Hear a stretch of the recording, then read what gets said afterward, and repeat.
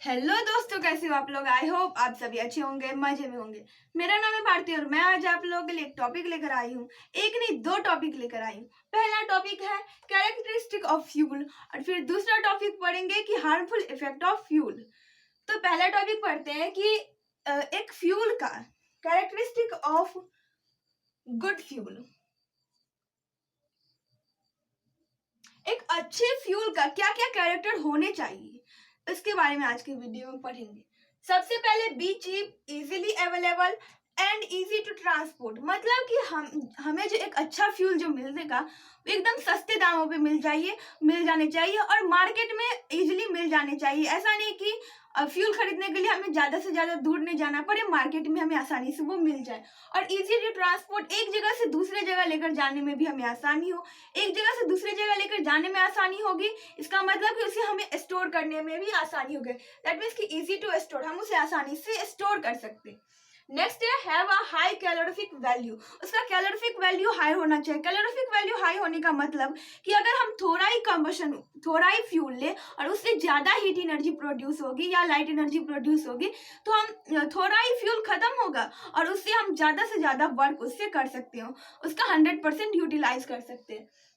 Next है not produce harmful gases after burning. जलने के बाद ज्यादा से ज्यादा हार्मफुल गैसेस प्रोड्यूस नहीं करना चाहिए, क्योंकि हार्मफुल गैसेस के वजह से वो हमारे एटमॉस्फेयर में जाते हैं और बहुत सारे प्रॉब्लम क्रिएट करते हैं। तो इसके लिए एक जो अच्छा फ्यूल होना चाहिए उसमें वो ज्यादा से ज्यादा हार्मफुल गैसेस ना रिलीज करे, बहुत ही कम ही अमाउंट में वो हार्मफुल गैसेस रिलीज करें। आई होप कि ये चार जो टॉपिक है वो आपको समझ में आ गए होंगे। पहला है कि हमें आसानी से मिल जाने चाहिए, वो सस्ते दामों पर मिल जाने चाहिए और एक जगह से दूसरी जगह लेकर जाने में आसानी होनी चाहिए। और उसे स्टोर करके रखने में, अगर हम चाहें कि उस फ्यूल को बहुत ही लंबे समय तक खर्च करें तो उसको एक जगह स्टोर करके रखने में भी हमें आसानी हो। उसका कैलोरीफिक वैल्यू हाई होने का मतलब कि हम थोड़ा ही फ्यूल लेंगे और उससे ज्यादा से ज्यादा वर्क हम कर सकते हैं, उस फ्यूल का ज्यादा से ज्यादा यूटिलाइज कर सकते हैं। नेक्स्ट है कि अगर वो जले तो बहुत ही कम हार्मफुल गैसेस रिलीज करें, क्योंकि हार्मफुल गैसेस के वजह से वो बहुत सारी प्रॉब्लम एटमॉस्फेयर में जाती है और वो बहुत सारी प्रॉब्लम क्रिएट करते हैं। आई होप ये चारों टॉपिक आप लोगों को समझ में आ गए होंगे। अब तीन और कैरेक्टरिस्टिक ऑफ गुड फ्यूल, मतलब कि गुड फ्यूल के ना, अच्छे फ्यूल के कुछ और भी कैरेक्टर है। तो वो है लो इग्निशन टेम्परेचर। इग्निशन टेम्परेचर मतलब कि वो जो जब आग पकड़ती है, वो फ्यूल जो भी जब आग पकड़ती है तो वो कितने टेम्परेचर पर आग पकड़ती है, वो ही होता है इग्निशन टेम्परेचर। तो एक अच्छे फ्यूल का क्वालिटी ये होना चाहिए कि वो बहुत ही जल्दी आग पकड़ ले। अब हमें 2 मिनट का काम है, हमें बस एक चाय बनानी है और उसके लिए हम बैठ के 5 मिनट से उस फ्यूल में आग लगा रहे हैं, उसके बाद वो आग लग रही है। तो क्या वो हमारे लिए अच्छा फ्यूल हो सकता है? बिल्कुल नहीं हो सकता है। ऐसा होना चाहिए जिसमें हम तुरंत आग लगाएं। एक छोटे से स्पार्क की वजह से उसमें आग लग सकती है, एक छोटी सी चिंगारी की वजह से उसमें आग लग सकती है, ऐसा एक फ्यूल होना चाहिए। तो उस फ्यूल का क्या होना चाहिए? लो इग्निशन टेम्परेचर, दैट मींस को बहुत ही जल्दी आग पकड़ ले। और उसके बाद है undergo complete combustion. Undergo complete combustion मतलब कि अगर हम बहुत ही कम, इतना समझ लीजिए हम इतना फ्यूल लेते हैं और वो पूरी तरह जल जाए, वही होता है अंडरगो कंप्लीट कंबशन। मतलब कि उस फ्यूल में से कुछ भी बचे ना, पूरा का पूरा वो जल जाए, 100% उस फ्यूल को हम यूटिलाइज कर ले, तो वही होता है अंडरगो कंप्लीट कंबशन। उसका पूरा कंबशन हो जाने चाहिए। नेक्स्ट है कंट्रोलेबल कंबशन, मतलब कि उस कंबशन को हम कंट्रोल कर सके, वो हमारे कंट्रोल के अंदर। अब ये कैसे होगा? अब एक बात बताओ, आपको चाय बनानी है और आप एक लकड़ी में आग लगाते हो। अब उस लकड़ी में आग आधा घंटे तक रह सकती है, लेकिन आपको चाय बस 5 मिनट में, आप तो चाय तो बस 5 मिनट में बन सकती है, तो आधा घंटा 25 मिनट वो तो फालतू में जल रही है ना। तो ऐसा नहीं होना चाहिए, हम जब चाहे तब उसे जला दें, जब चाहे तब उसे बंद कर दें, वो हमारे कंट्रोल में होना चाहिए, वही होता है कंट्रोलेबल कंबशन। मतलब कि और ये सारे कैरेक्टर, पता है ये सारे कैरेक्टर ना गैस एलपीजी में पाए जाते हैं। एलपीजी को जब चाहे हम 1 मिनट में, एक तिल्ली से हम उसमें आग लगा सकते हैं, जब चाहे 2 मिनट में तब उसे हम बंद कर सकते हैं। तो ये सारे कैरेक्टर ना एलपीजी गैस में पाए जाते हैं। आई होप कि आप लोग ये तीनों कैरेक्टर समझ में आ गए होंगे। पहला इग्निशन टेम्परेचर, लो इग्निशन टेम्परेचर, मतलब वो बहुत जल्दी आग पकड़ ले। दूसरा है under complete combustion, that means कि उसका वो जो भी फ्यूल हम ले रहे हैं उसको हम कंप्लीट उसका यूटिलाइज कर ले, 100% उसका यूटिलाइजेशन हो जाए। नेक्स्ट है कंट्रोलेबल कंबशन, जब चाहे तब हम उसे जला दे, जब चाहे तब उसे बंद कर दे। ऐसा नहीं है कि हमको 5 मिनट का काम है उसके लिए हम आधा घंटा फालतू में उसका उसका वेस्ट कर रहे हैं, कंबशन फालतू में हो रहा है। ऐसा कुछ नहीं होना चाहिए, वो हमारे कंट्रोल में होना चाहिए। आई होप ये सारे टॉपिक समझ में आ गए हैं। देखिए ये टॉपिक जो है ना ये आप लोग एग्जाम में पूछ सकते हैं कि गुड फ्यूल के कुछ कैरेक्टर बताइए, 5 कैरेक्टर बताइए। तो इसमें आप ये छोटा छोटा ये कैरेक्टर याद कर लेंगे तो लिखने में आसानी हो जाएगी। आई होप ये समझ में आ गए होंगे आप लोगों को। पता है ये जितने भी कैरेक्टर के बारे में पढ़े ना, 6-7 कैरेक्टर के बारे में भी हमने पढ़ा, वो 6-7 कैरेक्टर पता है किसमें पाए जाते हैं? गैसियस फ्यूल में। हम लोगों ने प्रीवियस वीडियो में पढ़ा था कि जो फ्यूल होते हैं वो तीनों स्टेट में रहते हैं, सॉलिड में भी रहते हैं, लिक्विड में भी रहते हैं, गैसेस में भी रहते हैं। सॉलिड का एग्जाम्पल क्या हो जाएगा? सॉलिड का एग्जाम्पल हो जाएगा वुड, कोल। लिक्विड का एग्जाम्पल होगा पेट्रोल, डीजल। और गैसेस का एग्जाम्पल हो जाएगा एलपीजी, सीएनजी। ये मतलब कि हमारा जो फ्यूल होता है ना वो तीनों स्टेट में पाए जाते हैं। और तीनों स्टेट में ना जो गैसियस फ्यूल जो होते हैं वो सबसे बेस्ट होते हैं हमारे यूज के लिए। सबसे बेस्ट कौन होते हैं? तो वो होते हैं गैसियस फ्यूल। पता है क्यों? क्योंकि उसे हम एक जगह स्टोर भी कर सकते हैं। उसे हम एक बात बताओ, उसमें लिखा गया था कि चीप रेट, मतलब कि जो भी हमें फ्यूल, जो एक अच्छी फ्यूल होगी वो बहुत ही सस्ते दामों पर मिलती है। अगर हम गैसियस फ्यूल की बात करें तो उसमें हम क्या कर सकते हैं? उसे सिलेंडर में भर सकते हैं, उसे एक जगह से दूसरी जगह लेकर जा सकते हैं, या तो फिर पाइपलाइन के थ्रू एक जगह से दूसरी जगह ट्रांसफर किए जा सकते हैं। लेकिन वही अगर हम सॉलिड में बात करें, अगर हमको लकड़ी लेकर जानी रहेगी एक जगह से दूसरी जगह, तो क्या उसे हम आसानी से लेकर जा सकते हैं? नहीं, वो बिल्कुल आसानी से तो बिल्कुल नहीं लेकर जा सकते। लेकिन वही अगर हम गैसेस की बात करें तो हम एलपीजी को एक सिलेंडर में भर लेंगे और आसानी से जहां चाहे भारत के एक कोने से दूसरी जगह, दूसरे कोने तक हम आसानी से लेकर जा सकते हैं। इसलिए गैसियस फ्यूल तो हमारे लिए बेस्ट है। और इसका पहला रीजन ये हो गया क्योंकि उसे एक जगह से दूसरी जगह लेकर जाने में हमें बहुत आसानी होती है। और एक जगह से दूसरी जगह लेकर जाने में आसानी होती है, उसमें पैसा भी कम लगता है, तो वो चीप रेट पर हमारे बहुत ही कम दामों पर मिल जाती है।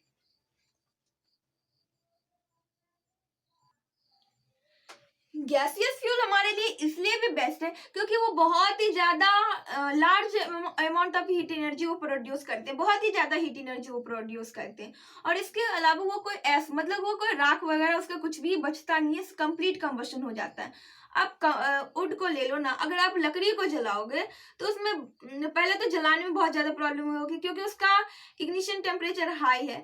दूसरा, अगर वो जल भी जाती है ना तो उस जलने के बाद उसमें बहुत सारे एस बच जाते हैं, बहुत सारे राख बच जाते हैं। लेकिन ऐसा गैसियस फ्यूल के साथ नहीं होता। क्या आपने एलपीजी में कभी मतलब मीन्स कि कभी राख देखा है? कुछ भी नहीं देखा है। वो पूरा कंप्लीट कंबशन हो जाता है, कुछ भी नहीं बचता है। इसलिए भी वो हमारे लिए गैसियस फ्यूल बेस्ट है।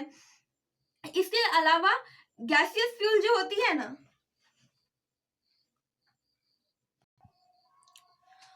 गैसियस फ्यूल जो होती है ना वो छोटे से स्पार्क के वजह से जल जाती है, उसका इग्निशन टेम्परेचर बहुत कम होता है। और इसके अलावा वो बहुत ही कम हार्मफुल गैसेस रिलीज करती हैं। इसलिए गैसियस फ्यूल जो है ना वो हमारे यूज के लिए एकदम बेस्ट है।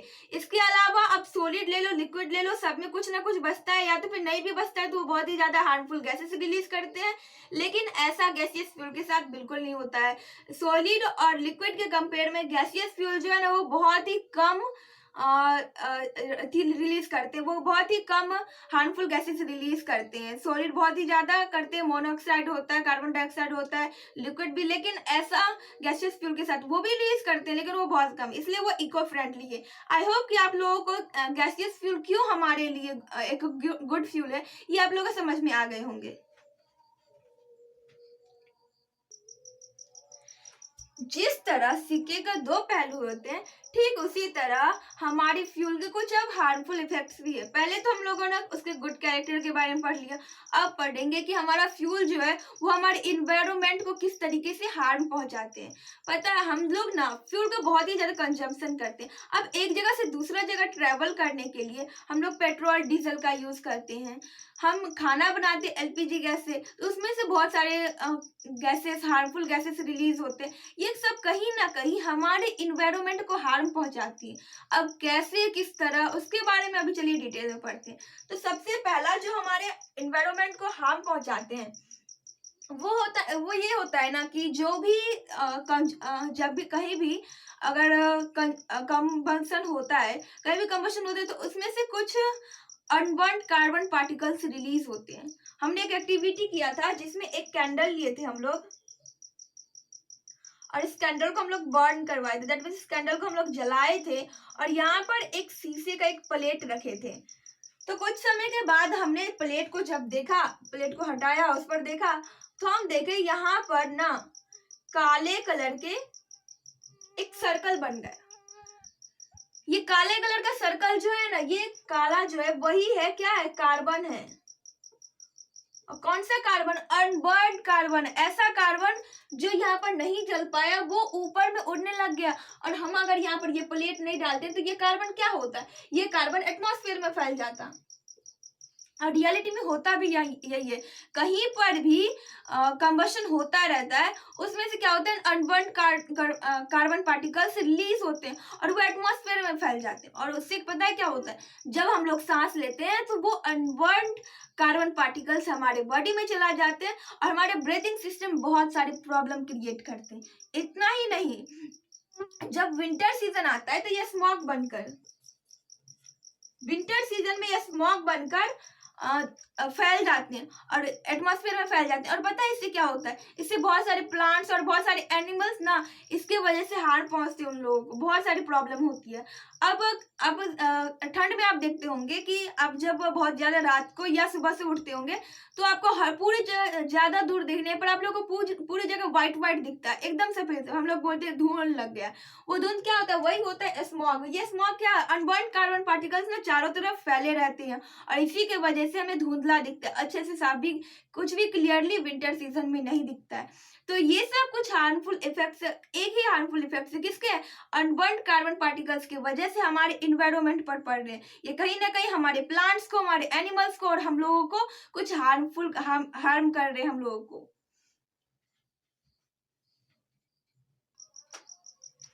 आपको दूसरा हार्मफुल इफेक्ट पता है, जब कभी ऐसा होता है ना कि जब इनकम्प्लीट कंबशन होता है, क्या होता है, incomplete combustion. Incomplete combustion, incomplete combustion ना दो रीजन में होती है। इनकम्प्लीट कंबशन दो कारण की वजह से होती है। पहला, जब उसे इग्निशन टेम्परेचर नहीं मिल पाता है। अब हम लकड़ी को बहुत ही कम इग्निशन टेम्परेचर पे, अब चाहे कि एक तिल्ली से हम जला ले, लाइटर से हम चाहे कि लकड़ी को जला ले, क्या ये पॉसिबल है, बिल्कुल पॉसिबल नहीं है, क्योंकि उसे जितना इग्निशन टेम्परेचर मिलना चाहिए वो उसे मिल ही नहीं पाती है। तो पहला रीजन यही होता है इनकम्प्लीट कंबशन का, कि उसे इग्निशन टेम्परेचर नहीं मिल पाता है। और दूसरा रीजन ये होता है कि उसे जितना ऑक्सीजन की जरूरत होती है कंबशन के लिए, वो ऑक्सीजन नहीं मिल पाता है। और जब इस दोनों में से एक भी कुछ भी कमी रहती है ना, तो वो कहलाती है इनकम्प्लीट कंबशन। और जब भी इनकम्प्लीट कंबशन होता है ना, तो उसमें से बहुत ही ज्यादा स्मोक रिलीज होता है। जहां कहीं भी इनकम्प्लीट कंबशन होगा तो इसमें से बहुत ही ज्यादा स्मोक रिलीज होंगे। और पता है इस स्मोक में कौन से गैस रहते हैं, इसमें रहते हैं कार्बन मोनोऑक्साइड। कार्बन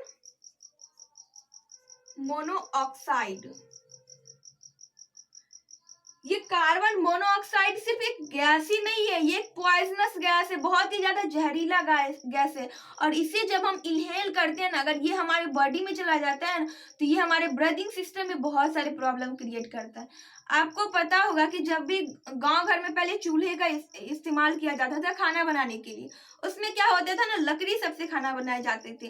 तो जब लकड़ी डालते थे, अगर वो लकड़ी पूरी तरीके से सूखी नहीं रहती थी तो उसमें से बहुत ही ज्यादा धुआं निकलता था और इसके वजह से गांव के लोगों को बहुत सारी सांस लेने में बहुत सारी प्रॉब्लम क्रिएट होने लगती थी, बहुत सारी बीमारियां होने लग जाती थी, उन लोगों को कैंसर होने लग जाता था थ्रोट में, और इसके बाद दम फूलने लग जाता था, और भी बहुत सारी बीमारियां सिर्फ और सिर्फ चूल्हे की वजह से होता था। चूल्हे की वजह से रियलिटी में इनकम्प्लीट कंबशन की वजह से होता था, जिसमें से कार्बन मोनोऑक्साइड रिलीज होता है, जो कि हमारे बॉडी के लिए, हमारे ब्रीदिंग सिस्टम के लिए बहुत ही हार्मफुल है। तो ये हमारा दूसरा हार्मफुल इफेक्ट है फ्यूल के।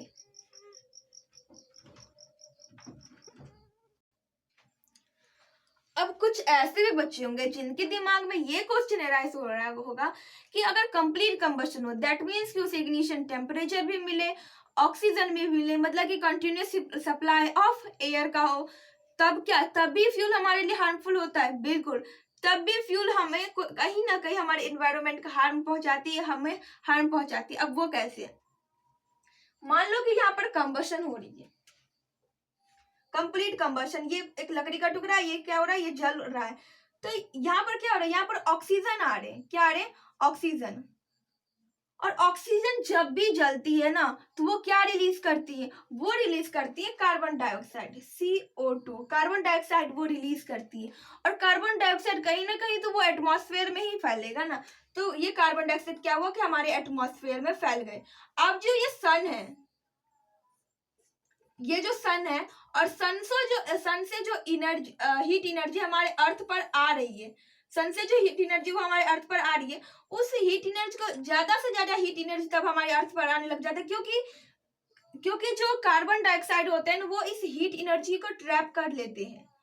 और जब ज्यादा हीट एनर्जी हमारे अर्थ पर आएंगे तो क्या होगा, अर्थ का टेम्परेचर वो हाई हो जाएगा, और अर्थ का टेम्परेचर बढ़ने का मतलब कि ग्लोबल वार्मिंग होगी। क्या होगी, ग्लोबल वार्मिंग।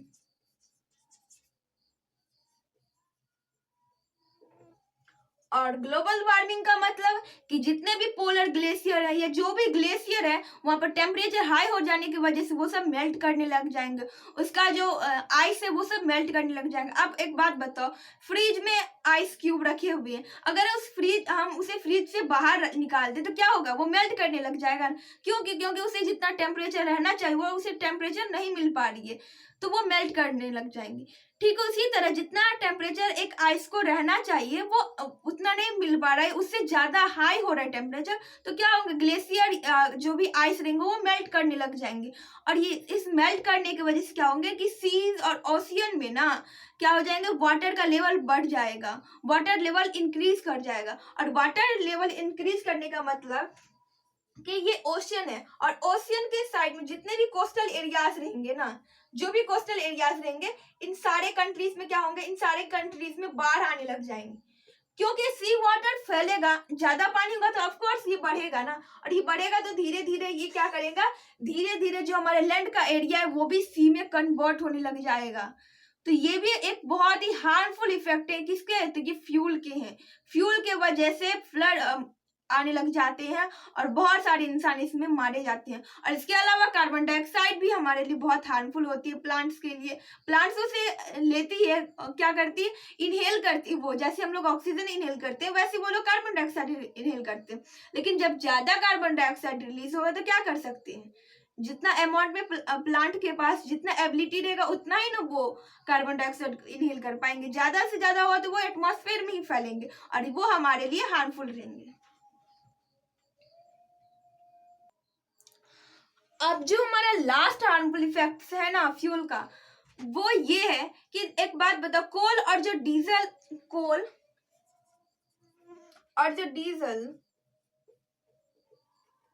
वही डीजल जिसे हम लोग व्हीकल्स में यूज करते हैं, ये सब जब जलता है ना, इन सब का जब कंबशन होता है तो ये सब रिलीज करते हैं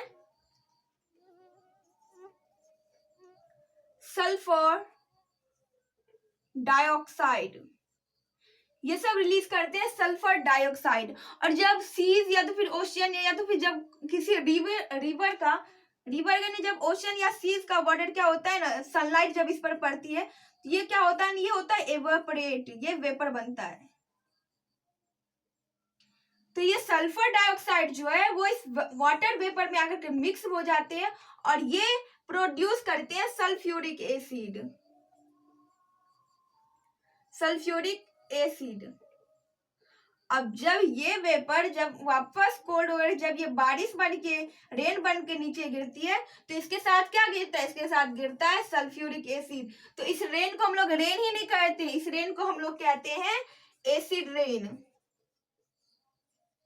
और बताइए एसिड रेन क्या करती है, ये बिल्डिंग्स को, प्लांट्स को, ट्रीज को, इन सबको हार्म पहुंचाती है। वो जो जो भी बिल्डिंग्स रहती है उनमें जो कलर किए रहते हैं उनका जो चमक रहता है ना वो चमक हट जाता है, वो एसिड रेन की वजह से।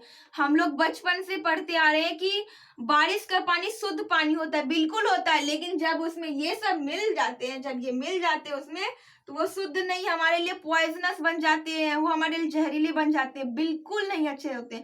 तो पता है हमारे ऑटोमोबाइल्स में किसका यूज होता है? डीजल का और पेट्रोल का यूज होता है, लेकिन हमें इसका यूज नहीं करना चाहिए। हमें इसके जगह करना चाहिए सीएनजी का यूज। किसका करना चाहिए? सीएनजी। सीएनजी का मतलब होता है compressed natural gas. Compressed natural gas. और ये ना, ये compressed natural gas, that means ये सीएनजी जो होते हैं ना वो होते हैं इको फ्रेंडली।